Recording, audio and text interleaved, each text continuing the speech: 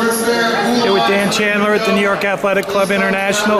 Dan, got the word a few weeks ago that you've been inducted in the National Wrestling Hall of Fame.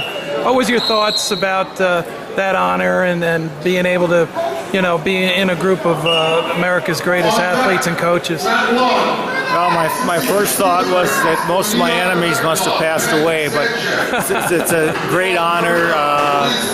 People that are in the Hall of Fame, a lot of people I've always looked up to, so it's a very humbling experience, but a great honor. So I'm thrilled, and all my friends and family will be coming down to Stillwater for the induction ceremony. So it's now, a lot of people know you as a coach, being with the Olympic team, with the Minnesota club. But I mean, part of the reason you're going to the Hall of Fame was as a competitor, competing in a number of Olympic games, and really being a pioneer in the development of Greco-Roman.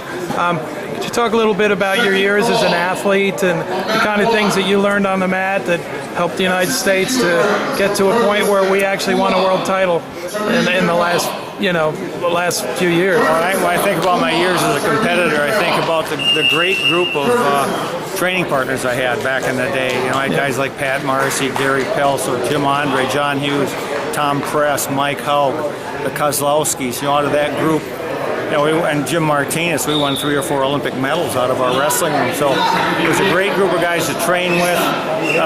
We also, at one time, Alan Rice brought the Polish Olympic team to Minnesota, and they were there for 2 weeks, and after they left, we were 10 years ahead of the rest of the country. So things like that really gave us an edge and kind of carried through my whole career, also going into my years as a coach.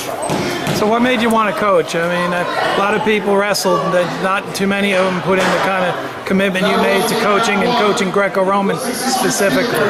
Well, I'm a kind of a teacher by trade. I got a degree in education, and early in my career, after the Polish team left, we were so far ahead of everybody else, and when new guys would come to the room, I kind of took it upon myself to start showing them some of the things I had learned, and so it just kind of flowed right into being a coach, because I was a player coach for years. I started coaching the club after I'd only been there a couple of years. I thought I knew it all, and I was showing people how to do different moves that I had learned just a year or two before. So it just kind of something that naturally happened. I started coaching. I was a player coach since maybe 1978, and I didn't retire until '84. So you've worked with a lot of young athletes, put people in the Olympic Games as a coach up in Minnesota, and obviously coached our teams at Worlds and Olympics. But what's been rewarding about seeing these athletes succeed in the United States on the Greco-Roman international level?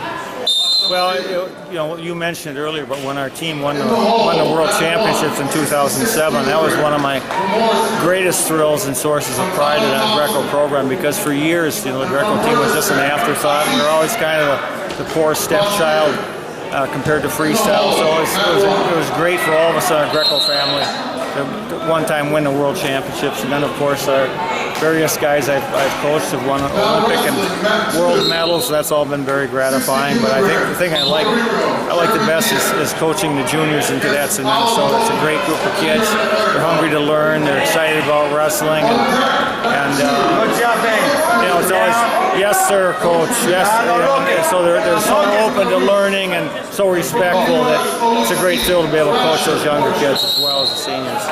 Now you got Jake Fisher's moved up to Minnesota to train, and obviously the Minnesota Storm is going to continue to put out people in Greco-Roman. Talk a little about the tradition of Minnesota wrestling and Greco-Roman. Well, all of us are very proud of that. We've had at least one guy in every Olympic team going back to 1968, so it's a source of inspiration and motivation for our guys. They all want to keep that string going. Jake Fisher just moved to Minnesota. He's training with Jordan Holm. We've got some incredible athletes now that have Greco backgrounds that are wrestling at the University of Minnesota and at Augsburg College. So we've got when the collegiate season's open, we're looking forward to working with some of those guys to help our nucleus of seniors continue training in Greco.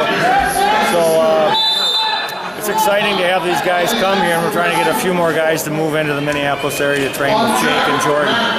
Going in the Hall of Fame with you is Matt Ghaffari, another Greco-Roman champion, and quite a legendary human being too. Is it going to be fun for the Greco-Roman to have two people honored at the same time?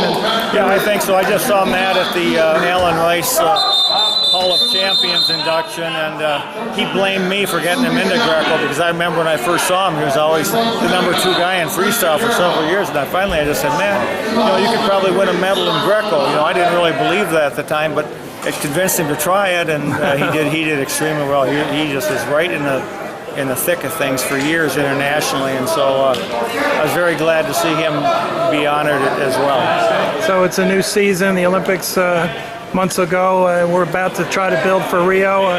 Your thoughts about the Greco-Roman effort?